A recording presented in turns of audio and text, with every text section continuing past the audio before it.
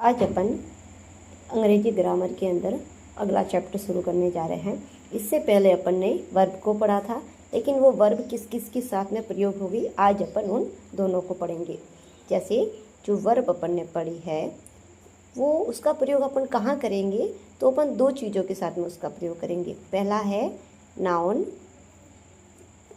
और दूसरा है प्रोनाउन। ठीक है, एक नाउन और दूसरा प्रोनाउन। अब नाउन क्या है? नाउन का अर्थ है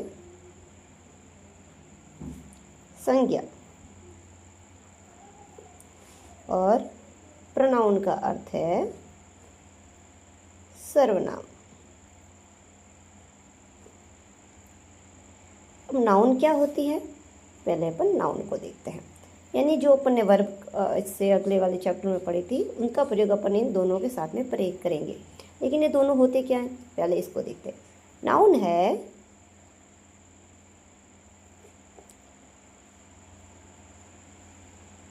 जो अपना हिंदी में संज्ञा होता है, किसी व्यक्ति, वस्तु, स्थान आदि के नाम को संज्ञा कहते हैं। किसी वस्तु, व्यक्ति, स्थान आदि के नाम को संज्ञा कहते हैं। तो वस्तु यानी थिंग, व्यक्ति यानी पर्सन, स्थान यानी प्लेस, और जो जानवर होते हैं वो भी इसके अंदर ही आएंगे, एनिमल। ठीक है, किसी वस्तु, व्यक्ति, स्थान, जानवर, जो गुण वगैरह होते, क्वालिटीज़ है, जो भावनाएं होती, इमोशंस है, वो भी सारे के सारे क्या है, नाउन है। ठीक है, तो किसी वस्तु, व्यक्ति, स्थान आदि के नाम को क्या कहते हैं, संज्ञा कहते हैं। अब जो संज्ञा है और जो सर्वनाम है, उनके साथ में ही वर्ब का प्रयोग होगा।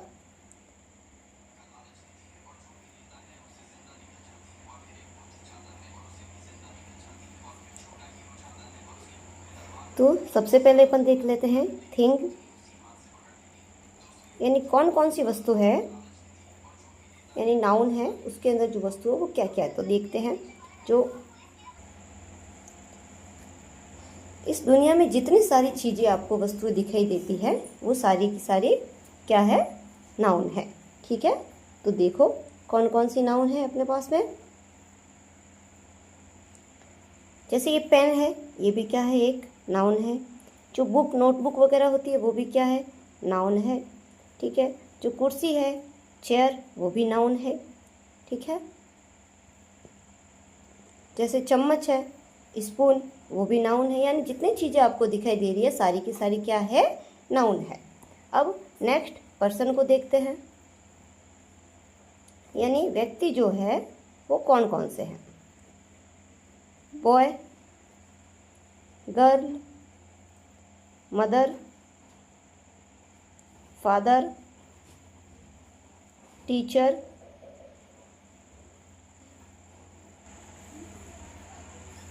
दुनिया में जितनी सारी चीज़ें हैं वो सारी की सारी नाउन है। जितने व्यक्ति आपको दिखाई दे रहे हैं वो सारे के सारे क्या है, नाउन है। बॉय यानी लड़का, गर्ल लड़की, मदर यानी माता, फादर मीन्स पिता, टीचर मीन्स शिक्षक, जो आपको सर पढ़ाते हैं।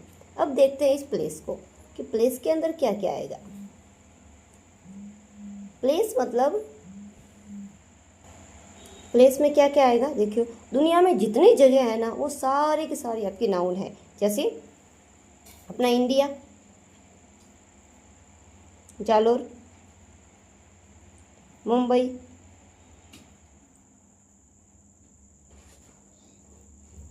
कोटा, जोधपुर, यानी जितनी जगह आपको दिखाई दे रही है वो सारी की सारी क्या है, नाउन। अब देखते हैं एनिमल को। प्लेस मीन्स जगह, जितने भी जानवर हैं वो सारे के सारे क्या है, नाउन है। जैसे गाय, बिल्ली,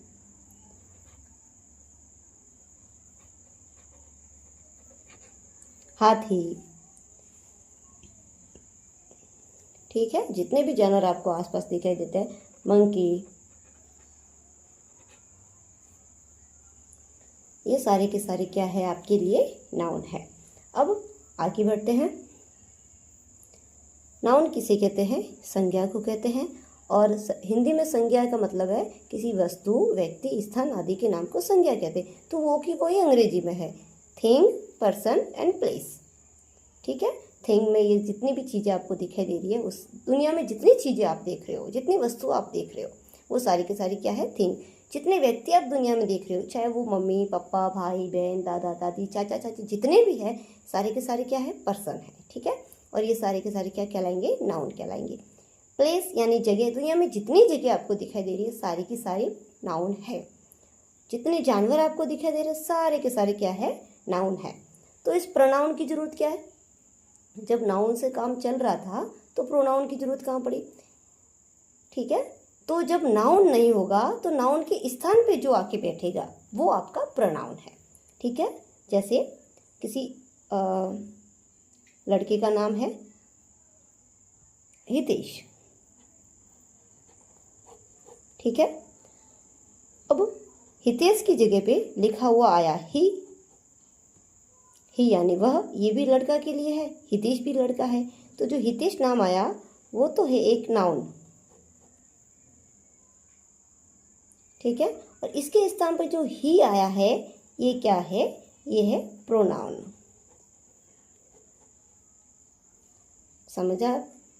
समझ में आया? नाउन के स्थान पे जो आके बैठेगा वो ही प्रोनाउन है। अब प्रोनाउन कौन कौन से हैं? चलिए आगे बढ़ते हैं। नाउन के स्थान पे जो आके बैठेगा वो आपका प्रोनाउन है। अब प्रोनाउन कौन कौन से हैं? देखिए, I, we, you, they, he, she and it. ठीक है, आई का मतलब होता है मैं, आई मीन्स मैं। वी मतलब हम सब। यू मतलब तुम। दे मीन्स वे।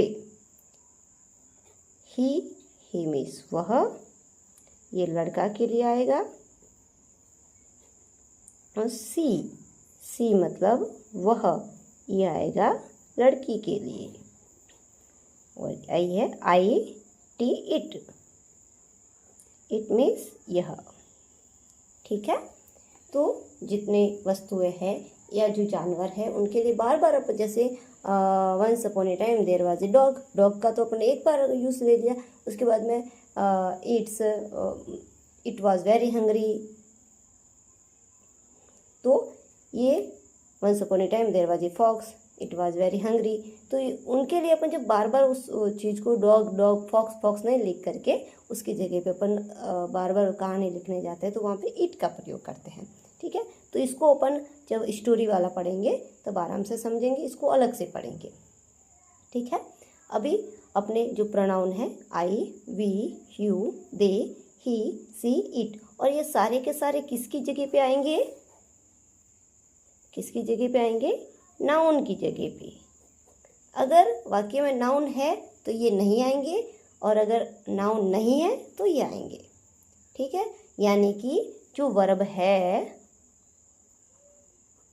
है वो या तो इसके साथ बैठेगी या फिर इसके साथ बैठेगी। ठीक है, चलिए अब ये जितने प्रोनाउन हैं आपको याद कर लेने हैं।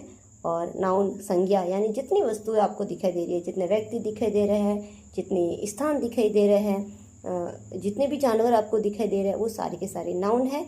और नाउन और प्रोनाउन के साथ में वर्ब आती है। ठीक है, अब जैसे अब अपन समझते हैं, नाउन हो गया, प्रोनाउन हो गया, वर्ब हो गई। ठीक है, लेकिन जब अपन वाक्य बनाएंगे तो उसके अंदर एक हेल्पिंग वर्ब और आती है।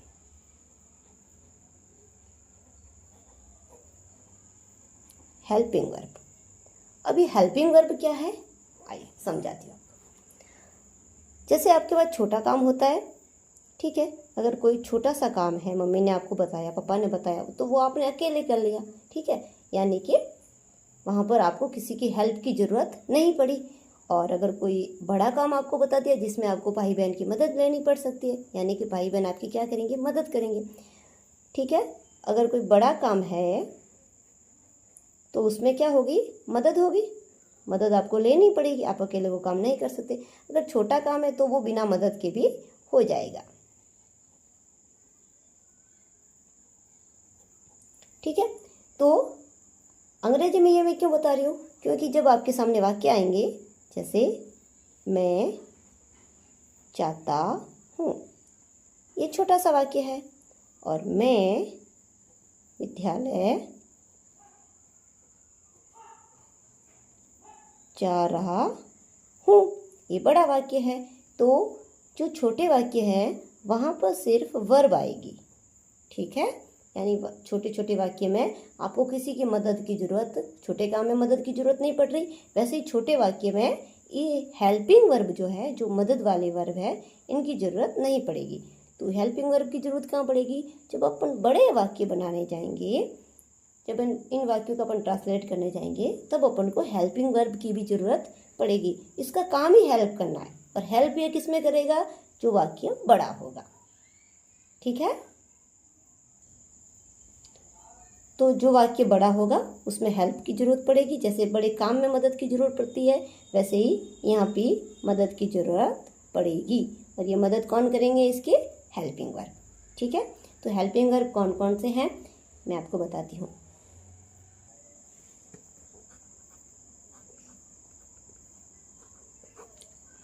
हेल्पिंग वर्ब यानी कि सहायक क्रिया, ये इसकी सहायता करती है, तो इसको क्या कहेंगे, सहायक, ठीक है।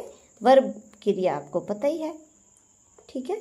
तो जो वर्ब है, जितने भी काम है वो वर्ब है, और उसकी हेल्प करने के लिए जो आएगी, उस काम में मदद करने के लिए जो आएगा, वो क्या हो जाएगा, हेल्पिंग वर्ब, ठीक है। तो जब कोई वाक्य लिखा हुआ होता है तो उसके पीछे है होता है, एक बिंदी वाला है होता है, ठीक है, और हो, ऐसे वाक्य आते हैं, ठीक है। थ था वाले अपन बाद में देखेंगे। तो पहले इन दोनों को समझते हैं, एक के ऊपर बिंदी नहीं है और एक के ऊपर बिंदी है। इसका क्या मतलब है, जिसके ऊपर बिंदी नहीं है वो एक व्यक्ति के लिए यूज़ होता है, किसके लिए, एक व्यक्ति के लिए। जैसे वह जा रहा है, तो कितना जा रहा है, एक व्यक्ति जा रहा है, तो उसके ऊपर बिंदी नहीं आएगी। और जैसे बहुत सारे व्यक्ति जा रहे थे, हम सब जा रहे हैं, हम सब बहुत सारे हो गए, तो उसके ऊपर क्या आएगी, बिंदी, यानी यहाँ पर बहुत सारे व्यक्ति हैं। तो बिना बिंदी का जो है वो एक व्यक्ति के लिए आता है, अगर आप बहुत सारे व्यक्तियों की बात करें तो वहाँ पर बिंदी वाला है आएगा, ठीक है। तो अब जो अपन ने प्रोनाउन देखे थे कौन कौन से, आई, वी, यू, दे, ही, सी और इट, ठीक है। अगर ये वाले हैं और इनके पीछे है, हो, है, ये शब्द आ गए, तो आपको कौन सी हेल्पिंग वर्ब काम में लेनी है।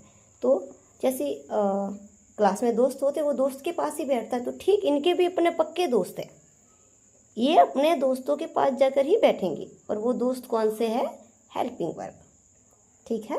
अगर बड़ा वाक्य है तो ये अपने दोस्त के, जैसे बड़ा काम है तो ये आप अपने दोस्त की मदद लेते हो, ठीक वैसे ही जैसे बड़ा कोई वाक्य होगा तो ये आई किसकी मदद लेने जाएगा, अपने दोस्त की। और आई का दोस्त कौन है, वी का दोस्त कौन है, चलिए बताती हूँ। आई के साथ हमेशा कौन मदद करने आएगा, एम। वी के साथ आर, यू के साथ भी आर, दे के साथ भी आर, ही के साथ इज, शी के साथ इज, और इट के साथ भी इज, ठीक है। ये इनके पक्के दोस्त हैं। कहने का मतलब है कि आई के साथ कभी भी आर नहीं आएगा और वी के साथ कभी भी एम नहीं आएगा। ये अपने अपने दोस्तों की ही मदद लेते हैं। तो इसको आपको अच्छे से याद कर लेना है, ठीक है। ये आपको अच्छे से याद होगा तभी अपने अंग्रेजी के वाक्य आगे बराबर बनेंगे, ठीक है। और ये दोनों है जो है इसका ध्यान रखें। ये जो है ये इज़ है, इज़ यानी बिना बिंदी वाला है, और आर यानी बिंदी वाला है, और एम का मतलब होता है हूँ। मैं जाता हूँ, मैं खाता हूँ, मैं पीता हूँ, ठीक है।